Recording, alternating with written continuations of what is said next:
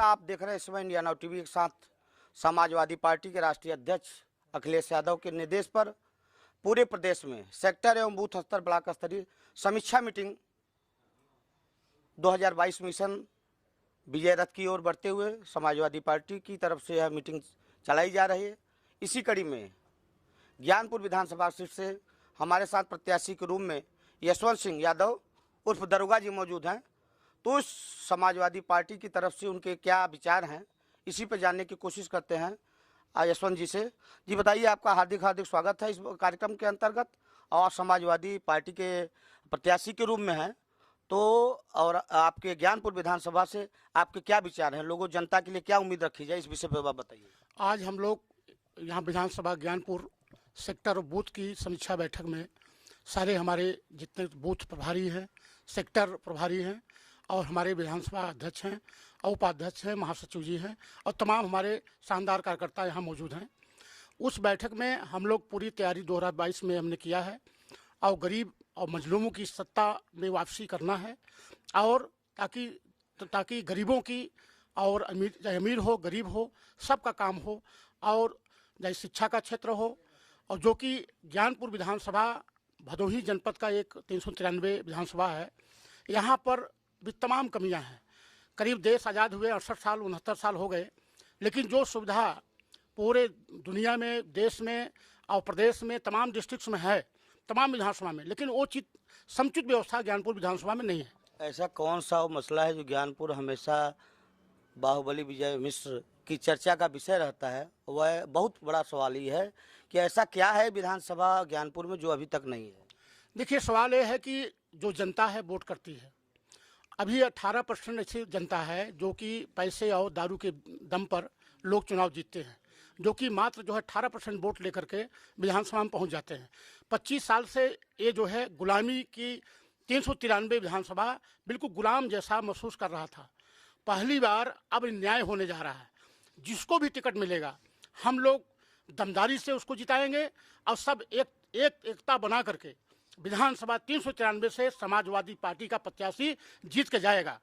यहाँ टिकट की बात नहीं, जिसको भी टिकट मिलेगा हम लोग पूरी दमदारी से आर्थिक मदद करके। इसका मतलब यह हुआ कि गुलामी की सीट से विधानसभा जो भी यहाँ के विधायक रहे, जनता यहाँ गुलामी के दौर पे गुजरी। देखिए, हम एक बात साफ कहते हैं हमेशा, लेकिन कुछ बातें लोगों को चुभती हैं। मैं सच्चाई बोलता हूँ और जब तक मरूंगा नहीं तब तक बोलता रहूँगा। ये 393 विधानसभा करीब 25 साल से गुलामी की जंजीर में जकड़ा हुआ था।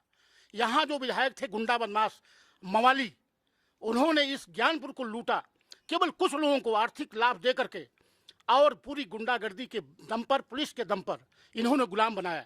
लेकिन अब पहली बार यहाँ न्याय होगा और हम लोग जितने भी यहाँ ज्ञानपुर विधानसभा के हमारे कार्यकर्ता शानदार बैठे हैं, हम लोग जिसको भी टिकट मिलेगा और उसको हम लोग जिताएंगे और यहाँ से एक विधायक हम लोग विधानसभा में भेजेंगे। चलिए, 2022 मिशन की बात आती है तो योगी जी के जो भी नेतागण हैं, पार्टी के पदाधिकारी है, वो तो दावा कर रहे हैं कि हमारा जितना भी सीट है उससे प्लस होने वाला है, तो इस पर क्या कहेंगे? देखिए, ऐसा है, एक पार्टियां हैं जितनी भी हैं, बीजेपी हो, बीएसपी हो, कांग्रेस हो, समाजवादी पार्टी हो, हर आदमी अपनी उम्मीद लगाता है। लेकिन जब जनता के बीच में जाएंगे, अभी जब ग्रामीण अंचल में जाएंगे, जो इन्होंने 4.5 साल इन्होंने किया है, और केंद्र की हो या यूपी गवर्नमेंट हो, आप खुद जानते हैं, एक पत्रकार, आप अच्छे पत्रकार हैं, आप अपने दिल से पूछिए कि क्या जो देश के अंदर हो रहा है, जो प्रदेश के अंदर हो रहा है, ये अच्छा हो रहा है?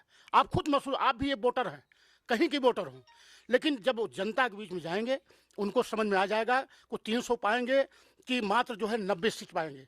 देखिए, आपका जो मूल वोट मुसलमानों का माना जाता है, अब इस समय ओवैसी जी एंट्री कर चुके हैं वाराणसी में, तो उत्तर प्रदेश की राजनीति में अपने मूल वोट समाजवादी पार्टी को अपनी पार्टी की तरफ खींचना चाहते हैं, तो क्या प्रभाव रहेगा यूपी की एंट्री में ओवैसी जी? देखिए, एंट्री तो तमाम लोग करेंगे, चुनाव आ गया है।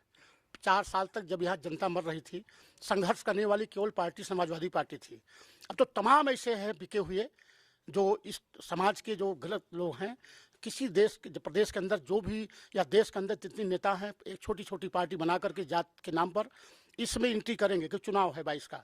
ओवैसी की जहाँ तक सवाल है, आपने देखा बिहार बंगाल में गए और उन्होंने वोट का बंटवारा किया और वहाँ से भागे गए।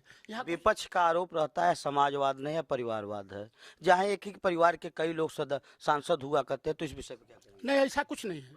आप ये परिवारवाद नहीं है, ये समाजवाद है।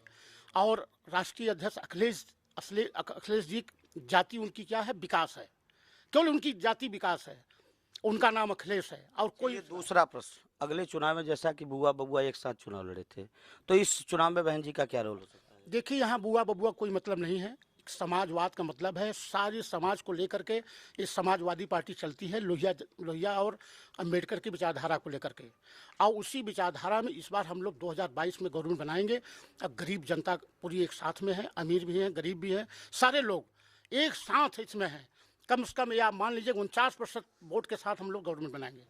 सबका साथ, सबका विकास, सबका विश्वास का नारा बीजेपी दे रही है। इस नारे को आप किस दृष्टि से देखते हैं? वो तो आप खुद देख रहे हैं कि किसका विश्वास है और कौन उनके साथ है। महंगाई पे आपका क्या कहना है? महंगाई के बारे में तो आप खुद जानते हैं। महंगाई तो पूरी दुनिया में सबसे ज़्यादा महंगाई हिंदुस्तान में है। लेकिन ये है सारे चैनल, कुछ बड़े जो चैनल हैं, आप लोग तो हमारी मदद कर रहे हैं। जो छोटे चैनल हैं, जो बड़े चैनल हैं राष्ट्रीय लेवल पर, वो उद्योगपतियों के हाथ में बिके हुए उन्हीं के चैनल हैं और उनको खरीदा गया है। वो लगातार इसी बात को, बीजेपी की बात कह रहे हैं। लेकिन और हर जगह जो जनता है वही असली मीडिया है। अब जनता उनको जवाब देगी, ये मीडिया कुछ नहीं कर पाएगा। लेकिन आप लोग छोटे चैनल मदद कर रहे हैं। आपको मैं बधाई देता हूं कि कम से कम आप जनता के बीच में जा करके उनकी बात को आप चैनल के माध्यम से प्रसारित कर रहे हैं, लोगों तक पहुंचाते हैं। भारतीय जनता पार्टी का सबसे बड़ा एजेंडा राम मंदिर होता था, तो इस चुनाव में राम मंदिर भव्य भी बन रहा है, तो राम मंदिर से क्या बीजेपी को लाभ मिलने वाला है? नहीं, राम मंदिर तो सबका है। राम मंदिर तो हिंदुस्तान में किसी जात धर्म का सबका है। मंदिर सबका होता है, इसमें ऐसी कोई बात नहीं है। और राम मंदिर हो या मस्जिद हो, सब इस दुनिया में सभी लोग एक साथ हैं। और यहाँ अब उनका मुद्दा काम नहीं करेगा, क्योंकि अब केवल विकास का मुद्दा काम करेगा। एजुकेशन पर जब बात होगी, एजुकेशन का मुद्दा काम करेगा। ये सब सवाल है। देखिए, जैसा कि आप देख रहे थे, हमारे साथ यशवंत सिंह दरोगा जी थे। उन्होंने बूथ एवं सेक्टर समीक्षा की मीटिंग में अपने कार्यकर्ताओं और समाजवादी पार्टी के विकास कार्यों को गिनाते हुए पूर्ण समाजवादी की सरकार बनने का दावा करते हैं। तो राज कैमरामैन के साथ नागेंद्र दुबे की रिपोर्ट।